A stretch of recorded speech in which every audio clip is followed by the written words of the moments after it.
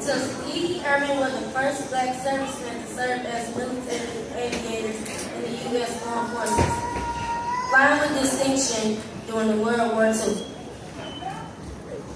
During World War II, many African Americans were ready to fight for what President Franklin D. Roosevelt called the four freedoms: freedom of speech, freedom of worship, freedom from want, and freedom from fear. Even though we ourselves lack those freedoms at home, more than 3 million blacks registered for service during the war, but with some 500,000 seeing action overseas. In the spring of 1943, graduates of our first all-black military aviation program created at Tuskegee Institute in 1941, headed to North Africa as the 99th Pursuit Squadron. I, the commander, Captain Benjamin O'Neill Jr., and became the first African American general.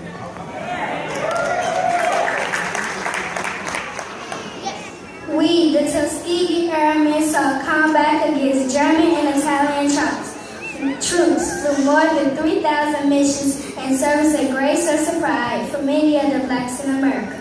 Aside from accomplishments like these, overall gains were slow and maintaining high morale among our black forces was difficult due to the discrimination we faced. We were even discriminated against in our officers' club.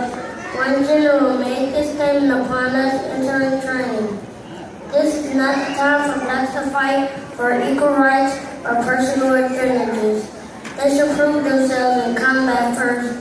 There will be no race problem here, but I will not tolerate any mention of the races. The single officers club on base will be used solely by white officers. You colored officers will have to wait until an officers club is built for their use. Are there any questions? If there are, I will deal with them personally."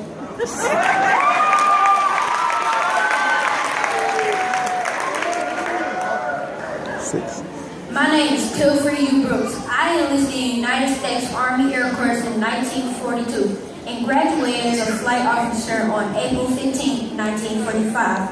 I was a member of the famous Tuskegee Airmen. I was born and raised in East St. Louis, Illinois.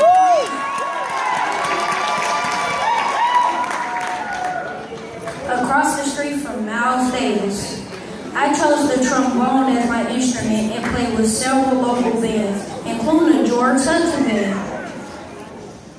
I became a band teacher at Hughes Quinn Junior High School in the early 60s. I later became a professor of music for Washington University, St. Louis, Missouri. One of my classmates was Robert W. Winslow.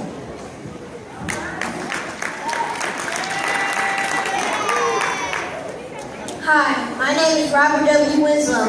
I graduated as a second lieutenant from Tuskegee University, April 15, 1945. I was a member of the famous Tuskegee Airmen. We were daring young African Americans who overcame obstacles at home and abroad to serve the United States Army Air Corps during World War II. As an officer, my duties included helping to guide other enlisted black men. I was born in East St. Louis, Illinois.